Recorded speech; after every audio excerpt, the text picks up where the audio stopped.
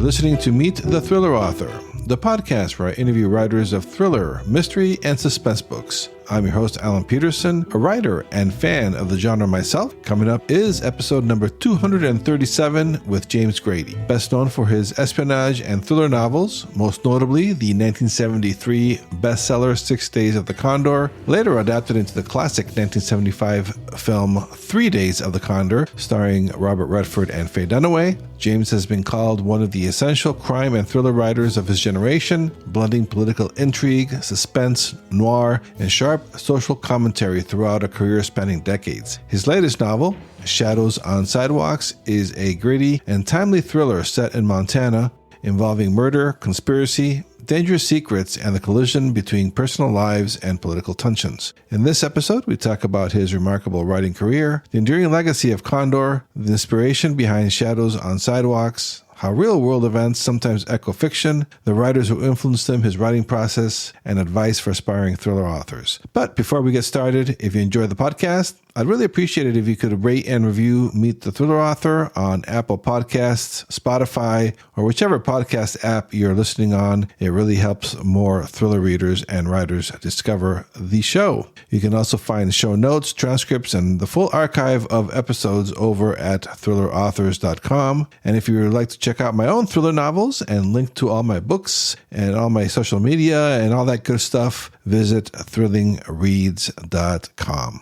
Okay, here is my interview with James Grady. Hi, everybody. This is Alan Petersen with Meet the Thriller Author, and I'm excited to be welcoming the legendary bestselling author, James Grady. He's the author of 6 Days of the Condor, which, of course, became the classic film 3 Days of the Condor, starring Robert Redford and Faye Dunaway. He has a brand new thriller novel coming out calling Shadows on Sidewalks. So very excited to talk to James about his incredible career and his new book that's coming out. Welcome to the podcast, Jim. Thanks for having me, Alan. I really appreciate this. And thanks to everyone out there who's listening to us. You know, we enjoy being able to talk about this great feeling we get being working in thrillers. Yes, yeah, my favorite subject matter. So this is always fun for me, especially to meet all the great authors out there. It's just it's a lot of fun. We like to meet you too. So. Yeah. Oh, thank you. Before we get going here, I was kind of amazed. I was doing the research before talking to you, and I didn't realize this, but you sold 6 Days of the Condor at just 24 years old, and by the time the movie came out, you were what, like 26 or something, or 25. 25. What did that do with your head? Did it freak you out? Were you chill? It was, I had to work really hard to just keep being my small town Montana kid that I was. You know, wait a minute. I'm talking to Robert Redford. Wait a minute. I'm in New York. I mean, Max von Sydow is bringing me a piece of his birthday cake. I mean, that I knew it would be really easy to destroy the great luck I had. And so I just burrowed in.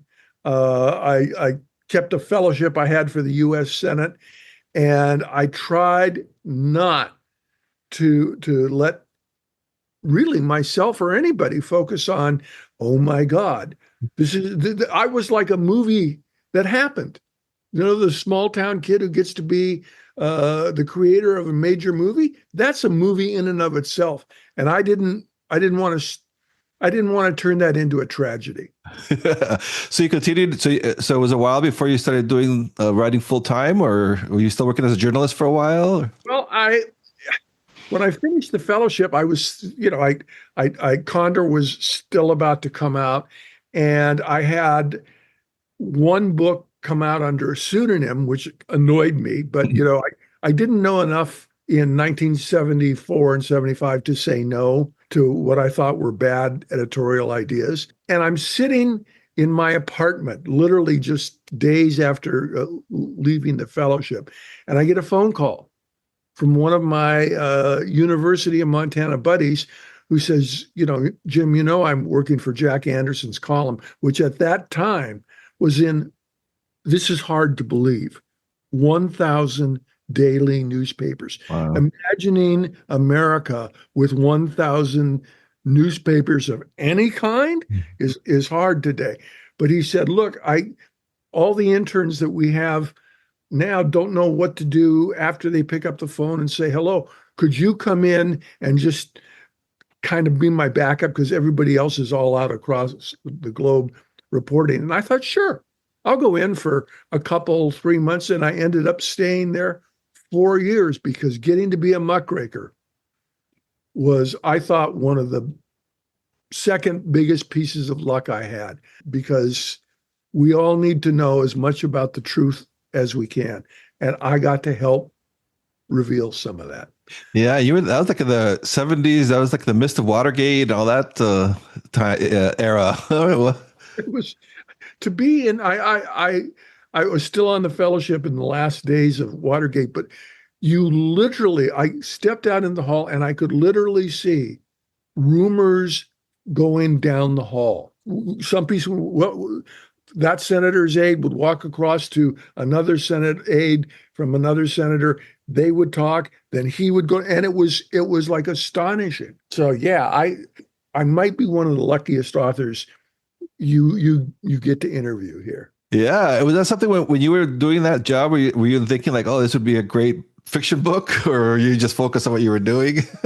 I kept thinking, how in the world could you write fiction that anyone would believe about what was going on about Watergate? I mean, the president ordering an assassination of a journalist, that really is not something anybody ever thought of. I mean, turns out, we were lucky it got called off, but I knew the guys I later met the guys who were going to kill my boss, Jack Anderson. And they insisted that they were going to do it. But here's a secret I'll reveal to you and our listeners. I think a couple of them thought it was a terrible idea, so they kept coming up with really absurd assassination plans, when all they really would have needed to do was walk up to him in a parking garage and make it look like a mugging. Mm-hmm. But no, they had all these amazing, wild plans. And I think the bad guys knew there was a line they shouldn't cross. So doing that to discourage it or waste time. It's fascinating. Yeah. Shadows on Sidewalks. I've been reading it. I've been enjoying it so much. The parallels with your own life is pretty similar because it follows James Traven, who returns to his small town in Montana, and he's a writer just like you. Is there a little bit of him in this, James? Yes. And that was really when I realized I wanted to move thriller fiction, and which has always been great in non-urban settings. When I realized I wanted to get away from the Los Angeles, New York, Washington, D.C. Fiction swirl, because our readers deserve more. Mm-hmm. And I thought, well, why don't you go back to why don't you go back to the small hometown that's like where you grew up? And if you're going to do that, why don't you make a guy who's a little bit like you? And that allowed me to reveal a number of things. And it also, I have to tell you, while it's not autobiographical, you get this kind of wondrous feeling when you walk upstairs to your tiny loft office to write Shadows on Sidewalks, and you go, hey, that's what I would have done if I'd have been in his shoes. So yeah, it's a little bit like me, but that makes it all the more reality based, even though the thriller fiction is really wild. Did you go back to your home state to do research, or you did it from memory? I used to go back to my small hometown at least once a year. And when COVID hit and a couple other issues, including the costs of getting on an airplane these days, when they became important, I haven't gone back like I normally would have, and like I kind of want to. But there's this. I had a great teacher named Richard Hugo, who's a very famous poet, ran the Yale University Young Poets Society from Montana, which I never understood how he did that. But he one day said, there are certain places certain geographies that have a strong gravitas that if you're from them, they're never going to leave you. And he went around this seminar and got kids to say, "Oh yeah, I'm from New York." Da da da da. And he got all the way around. I was the second to the last one. He said, "And where are you from?" And I said, "Well, Shelby, Montana." And he leaned across the table and says, "You know what the fuck I'm talking about." Mhm. And he's right. My hometown has a power to it that that stays with me to this day. And to be able to write a fictional version of it, I felt like I owed that to the people who raised me, to the country that let me become who I was, and to the future generations who, and they may not have a good glimpse of the yesterdays of their parents and our audience today.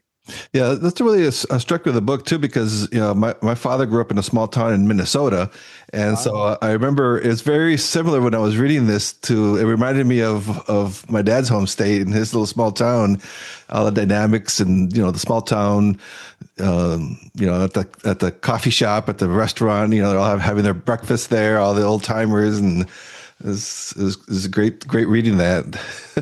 Yeah, it was, and it was great to go back and show that. You Hmm. know,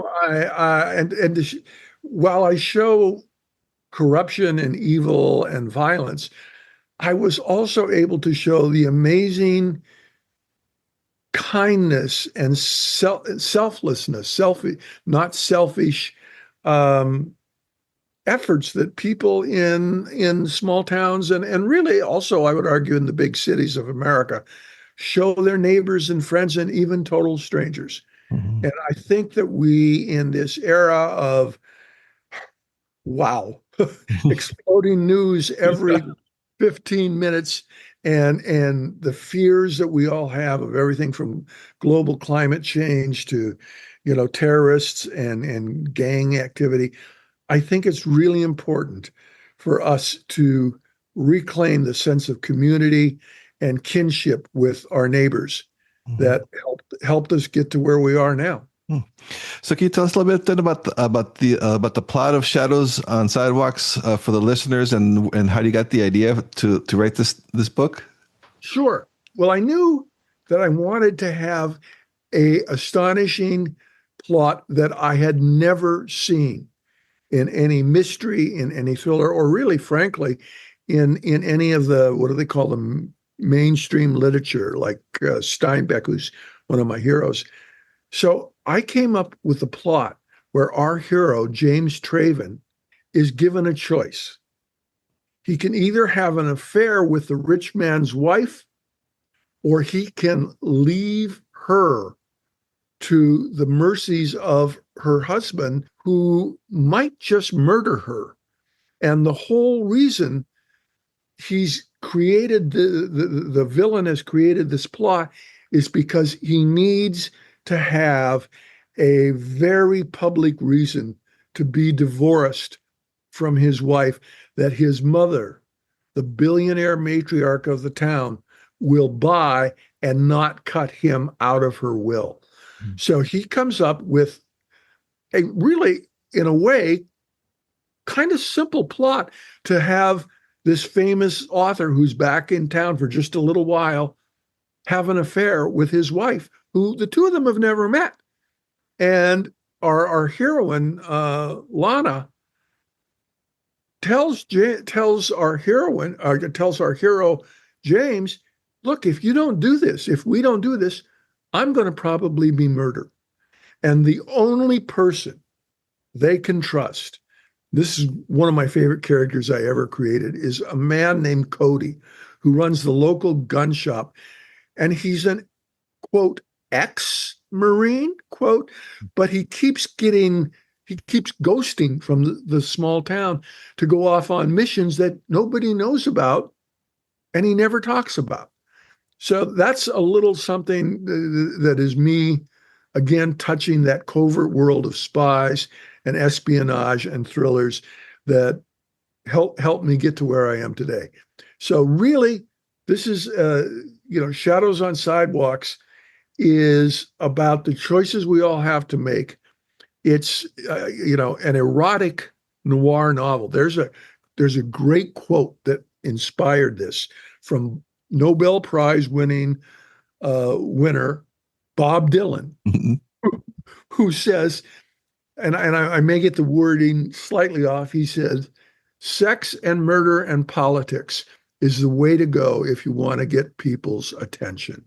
And he's right. So I used those that Bob Dylan quote and those parameters to create this novel set in our today's. Really, it's set where all of us are facing political choices and moral, social, and personal choices that we need to move forward on. We are all shadows on sidewalks, which is the key to the title of our book. And Shadows on Sidewalks is SOS, the universal sign for help me, please. Mhm. And I wanted that to be something that the readers could see, because that way they'd know I'm writing about all of us. I'm not writing about James Traven or James Grady. You know, I'm writing about you, Alan, Mhm. and everybody out there who's listening to us. Yeah, that's what makes your character so great too, because you make it really relatable. Like, I mean, like even in 6 Days of the Condor, yeah, the protagonist was a CIA guy, but it was like he was like a book nerd. No, I was came of age in the James Bond era, and while I loved the books and at least three-quarters of the movies, I never knew anybody do anything like James Bond. Shoot a villain from 1,000 yards away while driving a fast sports car and picking up, Ursula Andress alongside the road, and she'd fall for him immediately. Wow. While we all aspired to that, none of us are like that. And when I created Condor, I said, look, I can't let Condor do anything that I can't do. And he, in fact, has to do them all not as well as my buddies and I could. And that brought the thriller genre back into our listeners' worlds. And I was lucky that publishing and movies decided that was a good thing to do. Yeah, that's a great era with your book and Marathon Man and all those other ones that came out during that time. It's a very Oh, I love yeah. those books and Oh, movies.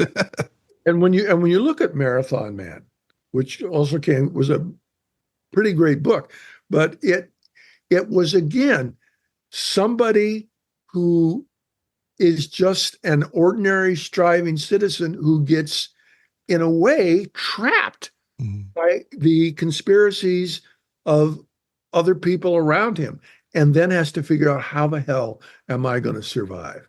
And I love the idea that him being a runner was absolutely crucial to the plot and the character. Yeah, and the main torture scene is a sadistic dentist too, Oh which my we all can God. relate to. Oh, oh, all of us have been in a dentist chair where suddenly what we thought was going to be, a mildly annoying, routine appointment becomes terrifyingly painful. I just Mhm. had major dental surgery and I'm flashing back now to PTSD. But yeah, Marathon Man, and it was such a brilliant villain. Mhm.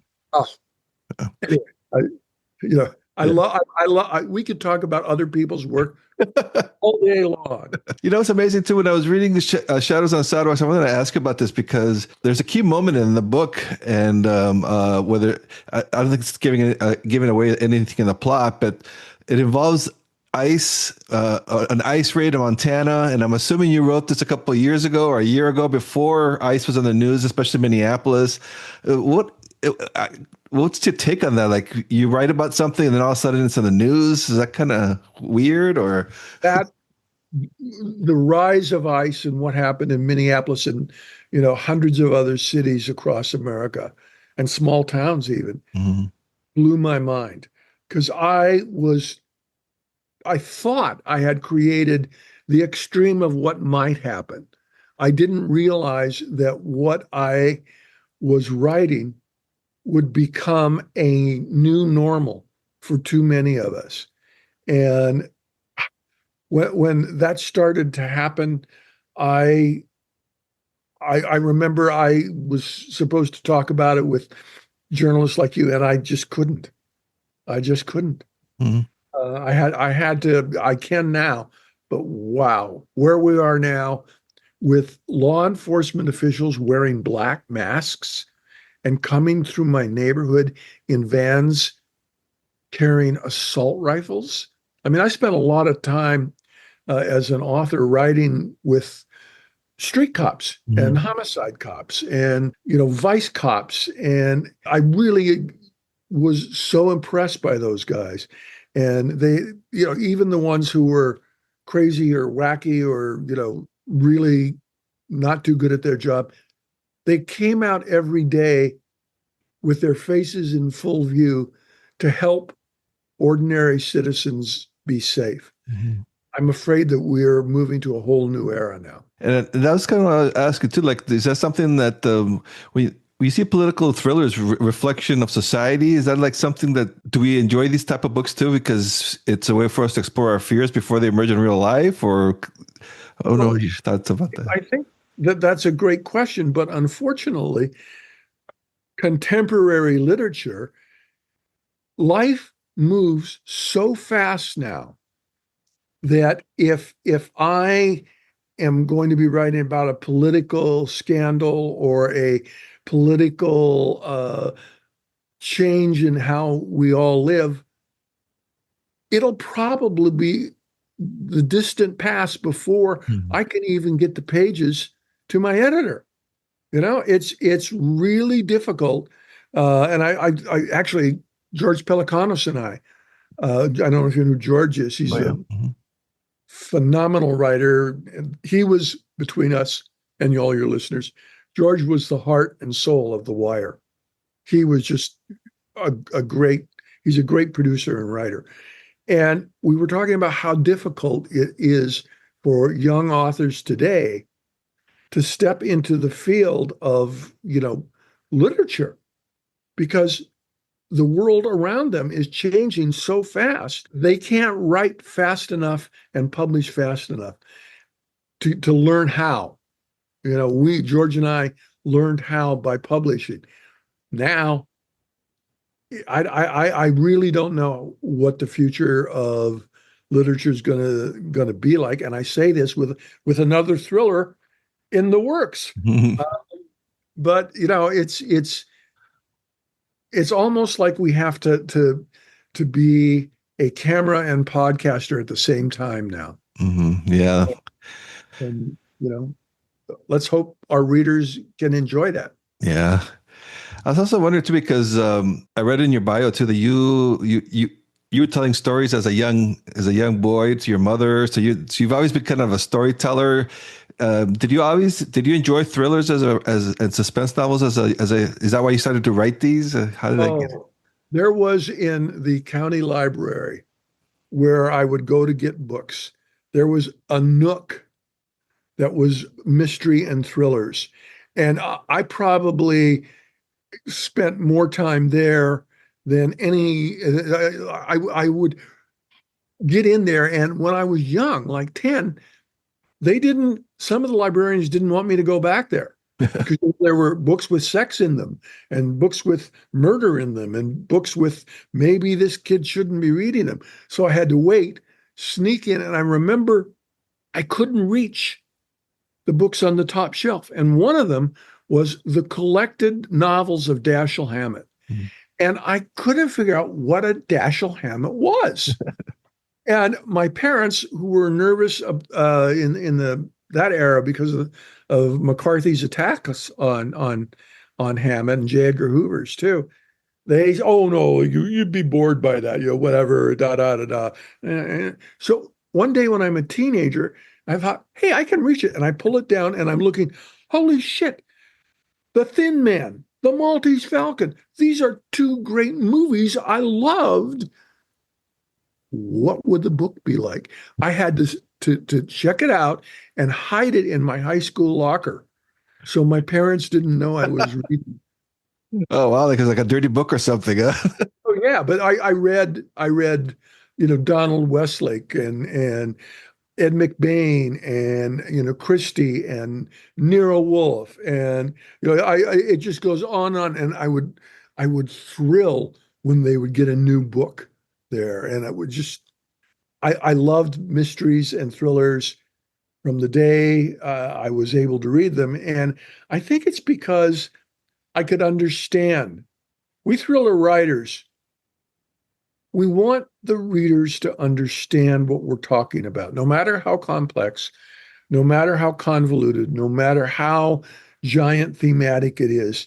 We've got to let you understand, and we've got to intrigue you to go to the next sentence. Mhm. And wow, I loved that. I knew that was what I was going to do when I grew up.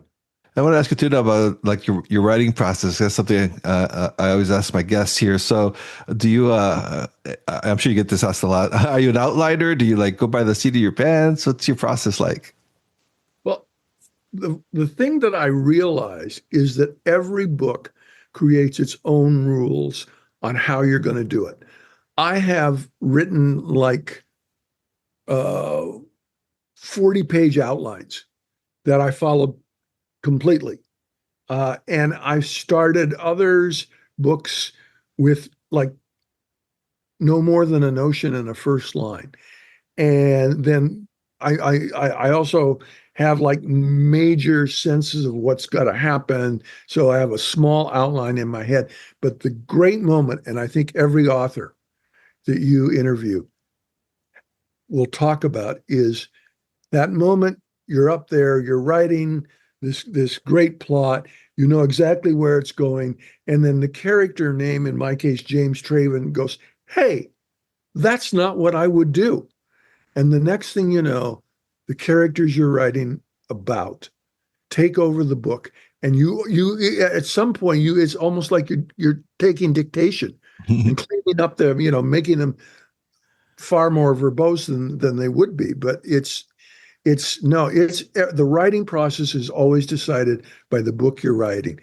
And I think that that's something that anyone who's an aspiring author in our listeners now should embrace, because that relieves them of the 440 books about how to write a novel that go boom, boom, boom, boom. Well, no. Let your book come out of you and let it take over. And that's what I do. I tend to work in the mornings because, by the time afternoon, the grocery list is bigger. My daughter is called with an issue. My son stopped by. Wait, was that a car wreck in the street below me? I try to get up early, get through the papers as quickly as I can, and my light breakfast. Often mornings I would do. I still do a walk and or Tai Chi, which I've been doing now for almost 5 decades. Oh wow! So way before it got really popular. Oh yeah, and I got my first instructor was a CIA, an analyst who'd been taught by the Chinese in Taiwan. Oh So wow! I have a great lineage, as they say. But it's like that moment when I turn on my computer and I fall into it. And I'm never quite sure where I'm going to end up. But here's another trick. And I learned this from both Elmore Leonard and I think Hemingway talked about this too. You always end with a sentence that what the next one is going to be. so that when you get up and you start writing again, you already kind of know where you're going to start. And that relieves a lot of pressure and gets you going faster. Yeah, that's great advice. Yeah, because you're not sitting like staring or wondering what to go next. You're like actually going to probably chopping at the bits to get back to it. Exactly. Yeah. Exactly. And that's great for the readers. Mm-hmm. You know? Yeah. It's just it's a great process. And it's just like curiosity, what do you used to write? Is it just like Word or something else? Or I'm still on Word. yeah. Mm-hmm. You know, I know there are probably advanced programs for writing, but why? I mean, Yeah. I grew up I grew up having to use a manual typewriter where you'd have to click, do every line, and now Word makes that so much easier. And I think if you focus too much on the technology of what you're doing, what you're really doing is moving away from your task or your objective here, because the technology wants me to do this or that, and I'm not. No, I want the technology to put me in the driver's seat, and then I don't care how old my car is. Yeah. I was kind of curious too, because you sustain a writing career across really now multiple generations of readers. So what do you think has been your longevity in this genre, which is, it's a tough business, and you've been at it for what, almost 50 years now. Wow. Yeah, I think that keeps writers like me and Jeff Deaver and Stephen King going is that we don't do the same book over and over and over. We and okay, now I'll only speak for myself. I want to write a book about something that my readers today care about. And I want to give them characters who they might look across the cafe and see when they're picking up their cup of coffee. You want to keep your life going and not get stuck on the past, and you certainly don't want to copycat anybody or yourself. Mm-hmm. I could probably write 3 different versions of 6 Days of the Condor. Why would I want to do that? And why would any of my readers want to read that? I mean, yeah, I could argue it'd be thrilling, but no, let's give them something new and interesting to take forward into their daily lives today. Yeah, and that's one of the questions that I always ask my guests before I let them go is because I do have aspiring writers that listen to this podcast. Any advice for someone who's thinking about writing one of these books? Start now. I've gone to writers' conferences or been asked to come and be on panels, and I know people in the audience. They're coming to get answers or whatever, and I usually look out and I say, "Look, thank you for coming. Go home tomorrow morning. Start your book. I don't care if you haven't figured it all out. Work on it. I mean, this is like, you have to start now. You have to be true to yourself, and you have to be true to the story you want to tell, and you cannot, under any circumstances, try to con your readers and not be respectful of them. But the way to learn how is to start now. All right, that's great advice. And so, what are you working on next? You said you're working on another thriller now. I figured out that one way to get over the great problem we've talked about of contemporary literature changing so much. I'm writing a novel set in April 2026. When I started it, the world was one thing. the world now has completely changed. But what I came up with the idea was that when I finish the fiction, I go back and put in the historical events that the characters were going through. So while it's set in the second week of April of 2026, last week, I started it in February. And then we got to this second week of April, and I could never have imagined that world 2 months ago. And now I've created